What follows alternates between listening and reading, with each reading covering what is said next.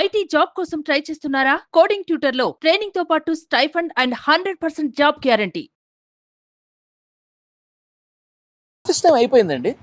నేను ఆఫీస్ నుంచి ఇంటికి బయలుదేరుతున్నాను.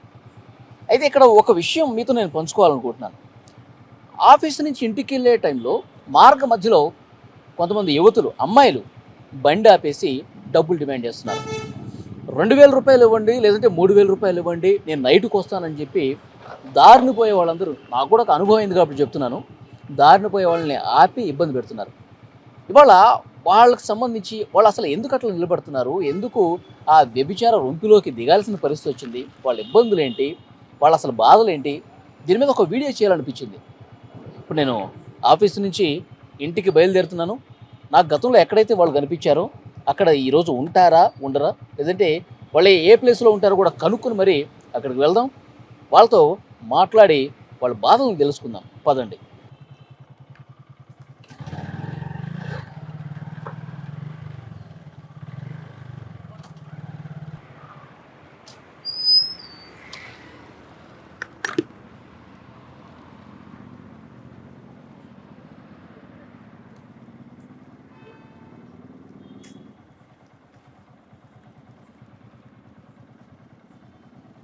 నాకు రోజు ఇక్కడే కనిపించేదండి. ఒకళ్ళు కాదు, 2-3 కనిపించేవాళ్ళు ఇక్కడ. ఇవాళ మాత్రం లేరు. ఓ పని చేద్దాం, ఇంకొక రూట్లో కూడా ఉంటారు, అక్కడ కూడా ఒకసారి ఎత్తుదాం. ఉంటే అక్కడ ఖచ్చితంగా ఉండాలి, లేదంటే వాళ్ళు లేనట్టే. చూద్దాం.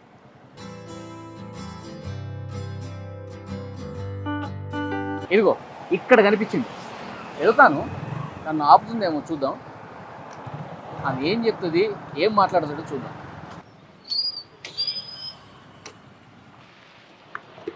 చెప్పమ్మా, లిఫ్ట్ కావాలా? ఎక్కడ వరకు? లిఫ్ట్ ఏం అవసరం లేదు సార్, ఒక 3000 ఇవ్వండి, మీతో వస్తాను. 3000 ఇస్తే వస్తావా? అవును సార్. నేను అలాంటి వాడు కదమ్మా. ఎదుగో వెనకాల చాలా మంది ఉంటారు, వాళ్ళని చూసుకో, సరేనా? సార్ ఒక్క నిమిషం, 2000 అయినా ఇవ్వండి సార్, ప్లీజ్ సార్. 2000 రూపాయలా? అవును సార్. నేను ఎవరినో తెలుసా, మనం టీవీ యాంకర్ని. ఇట్లా రోడ్డు మీద నిలబడి చేపెట్టి అందరిని ఆపేసి ఇబ్బంది పెడుతున్నాం అని చెప్పి బ్రేకింగ్ న్యూస్ చేస్తాను. సార్ ప్లీజ్ సార్, అట్లా చేయకండి సార్, ఒక 1000 రూపాయలని ఇవ్వండి సార్ ప్లీజ్. నేను అలాంటి వాడిని కాదని చెప్పి నీకు అర్థం కావట్లేదా? చాలా మంది ఉంటారు చూసుకో. సార్ సార్ ప్లీజ్ సార్, ఒక 500 అని ఇవ్వండి సార్ ప్లీజ్, మీతో వస్తాను సార్. 3000 అన్నావు, ఒక 500 ఇవ్వండి సార్. 1000 రూపాయలు, ఇప్పుడు 500 కూడా దిగజారిపోయి. నా పరిస్థితి అట్లుంది సార్, అర్థం చేసుకోండి. 500 కూడా దిగజారిపోయి ఒళ్ళు అమ్ముకునే పరిస్థితి ఎందుకు వచ్చింది నీకు? నేను చాలా ప్రాబ్లమ్స్లో ఉన్నాను సార్. ఏంటి నీ ప్రాబ్లమ్స్?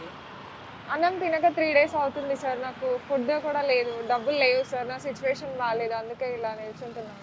అన్నం తిని 3 రోజులు అవుతుందా? అవును సార్. ఏంటి అంత పరిస్థితి ఎందుకు వచ్చింది నీకు? నా సిచ్యువేషన్స్ అట్లా ఉన్నాయి సార్, నేను ఊరు నుంచి వచ్చేసాను, ఇక్కడ ఎవరు తెలియదు సార్, బయట ఉంటున్నాను. అంటే నీ సిచ్యువేషన్స్ ఏంటి? చాలా ప్రాబ్లమ్స్ ఉన్నాయి సార్ నాకు. ప్రాబ్లమ్స్? అవును సార్. 3 రోజుల నుంచి అన్నం తినకుండా ఎట్లా ఉన్నావు అసలు? వాటర్ తాగుకుంటూ బయట ఉంటున్నాను సార్, అందుకే ఈ ఇక్కడ నిల్చోవాల్సి వచ్చింది సార్. ఒక 500 ఇవ్వండి సార్ చాలు. సార్ నువ్వు బండికి చెప్తా, కూర్చో. కూర్చున్నావా? కూర్చున్నాను.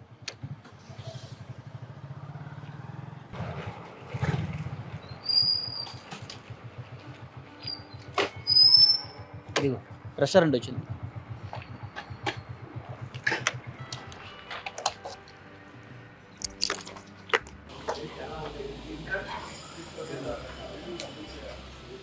భయ్యా ఎవరు ఫాస్ట్గా రారా? ఏముందమ్మా, ఏంటి స్పెషల్ ఇక్కడ? ఒక్క నిమిషం. చికెన్ తింటావా, మటన్ తింటావా?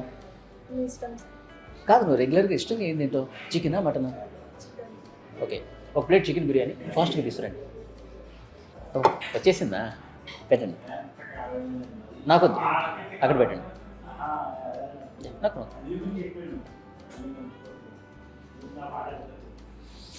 ఫాస్ట్.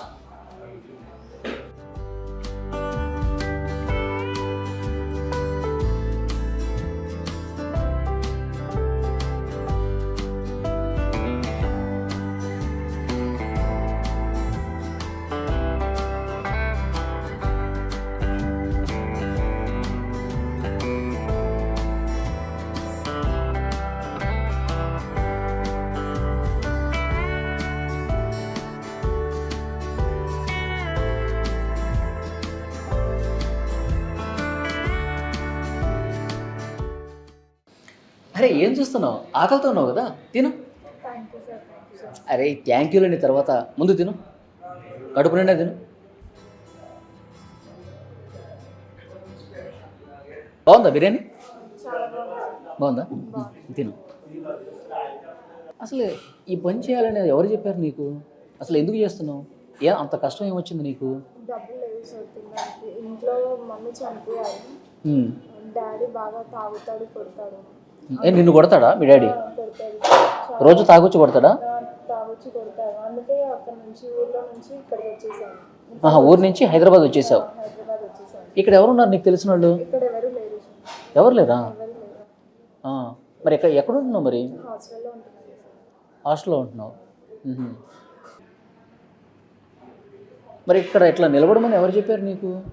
కొందరు చెప్పారు సార్, ఇట్లా నుంచి డబ్బులు వస్తాయని చెప్పారు. అంటే ఏదైనా పని చేసుకోవచ్చు కదా, ఎందుకు నిలబడాలి? అంటే జాబ్ కానీ వెళ్ళాను సార్. వెళ్తే వాళ్ళు ఇదే అడిగారు, అంటే నాతో రమ్మని అట్లా అడిగారు. అందుకే ఇదే పని చేసుకుంటూ ఉంటున్నాను. అంటే ఎక్కడికి వెళ్ళినా ఇట్లాంటి టార్చర్ ఉందా? ఇట్లాంటి టార్చర్ ఉంది సార్. నేను బయట జాబ్ కూడా చేయలేను. అంటే లేడీస్కి ఫెసిలిటీస్ ఉండవు సార్. ఎక్కడికి వెళ్ళినా ఇదే అంటున్నారు కాబట్టి ఇదే జాబ్ ఇదే చేస్తున్నాను. ఇప్పుడు నువ్వు ఇక్కడ నిలబడుతున్నావు కదా రోడ్డు మీద, ఏమంటారు నీతో? ఏం మాట్లాడతారు? అంటే మాట్లాడడం బాగానే మాట్లాడతారు సార్. అంటే ఇట్లా డబ్బులు మాట్లాడుకొని తీసుకెళ్ళిన తర్వాత చాలా టార్చర్ చేశారు. కొందరు డబ్బులు ఇస్తారు, కొందరు ఇవ్వరు. అంటే టార్చర్ అంటే ఏంది? ఇప్పుడు నన్ను బండి ఆపావు కదా, అట్లాగే ఆపుతావు. వాడు మాట్లాడుకొని వెళ్తాడు, వాళ్ళు బండి ఎక్కి వెళ్తావు. తీసుకెళ్తారు సార్. కొందరు తీసుకెళ్ళి వాళ్ళ ఫ్రెండ్స్కి తీసుకొస్తారు. రూమ్లో 2 days 3 days ఉంచుకుంటారు. తర్వాత డబ్బులు ఇవ్వకుండా వెళ్ళిపోతారు. చాలా టార్చర్, సిగరెట్లతో కాల్చడం అట్లాంటివి చాలా చేస్తారు. ఇప్పుడు అమౌంట్ మాట్లాడుకుని నీ బండి ఎక్కుతారు, రూమ్కి తీసుకెళ్తారు. తీసుకెళ్ళిన తర్వాత అంతా అయిపోయిన తర్వాత డబ్బులు ఇవ్వకుండా వెళ్ళిపోతారు. డబ్బులు ఇవ్వరు. వాళ్ళు వాళ్ళ ఫ్రెండ్స్ చాలా మంది ఉంటారు కదా, ఒకదాన్ని చూసుకొని డబ్బులు ఇవ్వరు, ఏమి ఇవ్వరు, అట్లానే వెళ్ళిపోతారు. 2-3 రోజులు అట్లా ఉంచుకుంటారు వాళ్ళు. ఉంచుకుంటారు. అంటే డబ్బులు వాళ్ళ ఫ్రెండ్స్ని కూడా పిలుస్తారా? ఫ్రెండ్స్ని కూడా పిలుస్తారు. డబ్బులు మాట్లాడుకొని 2-3 days అయినా తీసుకెళ్తారు సార్. డబ్బులు ఇవ్వరు, ఏమి ఇవ్వరు. చాలా టార్చర్ చేస్తారు. సిగరెట్లతో కాల్చడం, కొట్టడం లాంటివి చేస్తారు. అలా కూడా చేస్తారా?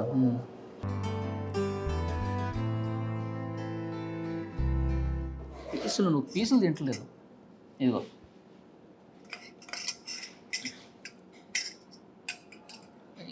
మంచి పీస్ వేస్తారు.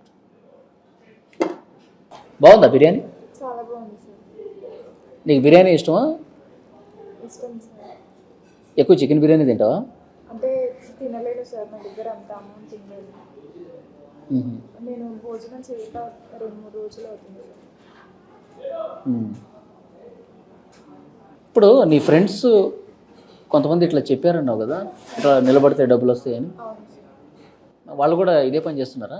వాళ్ళు కూడా ఇదే పని చేస్తున్నారు. అంటే ఊరి నుంచి వచ్చాక ఇక్కడ ఎవరు లేరు. అంటే రాత్రి పూట బయట నిల్చుంటే వాళ్ళు కనిపించారు. వాళ్ళే అన్నారు, ఇలా నిల్చుంటే డబ్బులు వస్తాయి. అంటే వాళ్ళ లైఫ్ కూడా ఇలాగే ఉందా? వాళ్ళు కూడా ఇట్లాగే ఇబ్బందులు పడుతున్నారా? అందరూ ఇబ్బందులు ఉన్న వాళ్ళే ఇలా వస్తారు కదా. ఇప్పుడు రూమ్కి తీసుకెళ్ళి టార్చర్ పెడుతున్నారు, వాడుకొని కూడా. ఎవరికి సరిగ్గా ఈ ఫీల్డ్లో ఉన్న వాళ్ళకి ఎవరికి సరిగ్గా డబ్బులు ఇవ్వరు సార్. అందరికీ అట్లానే చేస్తారు. టార్చర్ బాగా చేస్తారు. అంటే ఒక 10 మందిలో ఒకరిద్దరు ఇస్తారు డబ్బులు, అంటే ఎవరు ఇవ్వరు. ఇప్పుడు నీకు నెల మొత్తం ఇట్లా నిలబడితే ఎంత వస్తాయి? నెల మొత్తం అంటే అందరూ డబ్బులు ఇస్తే చాలా వస్తాయి సార్. 1,00,000 రూపాయలు వరకు వస్తాయి, కానీ ఎవరు ఇవ్వరు. కాబట్టి ఒక 20,000 వస్తాయి అంతే. అంటే ప్రతిరోజు ఎవడన్నా డబ్బులు ఇస్తే నెల రోజులు మంచిగా ఇస్తే నీకు 1,00,000 రూపాయల వరకు వస్తాయి. వస్తాయి సార్, కానీ ఎవరు ఇవ్వరు. ప్రతి నెల ఒక 20,000 వరకు వస్తాయి అంతే. ఓకే, 20,000 కంటే ఎక్కువ రావు. అంటే ఎవరు ఇవ్వరు కదా, అలాగని ఎవరు రావు. ఒకవేళ అందరూ డబ్బులు ఇచ్చే వాళ్ళు ఉంటే మాత్రం 1,00,000 వరకు వస్తాయి. ఇప్పుడు నీకు రోజువారీ ఖర్చులు ఏంటి?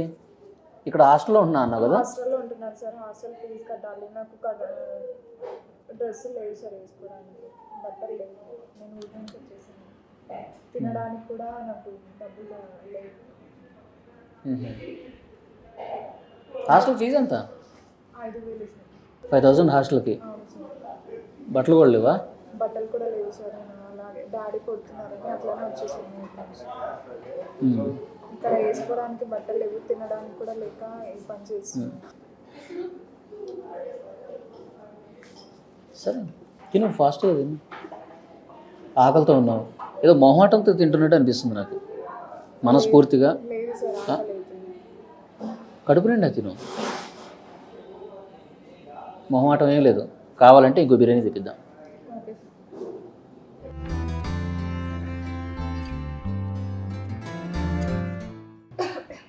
మెల్లగా.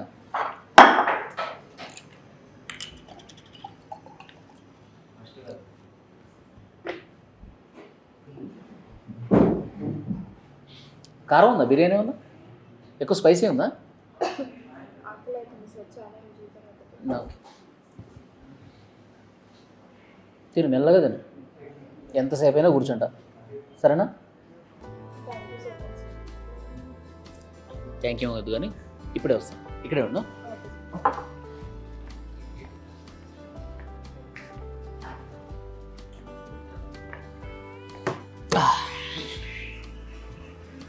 ఇప్పుడు నువ్వు రోడ్డు మీద నిలబడి నెలంతా కష్టపడితే ఎంత వస్తుంది అన్నావు?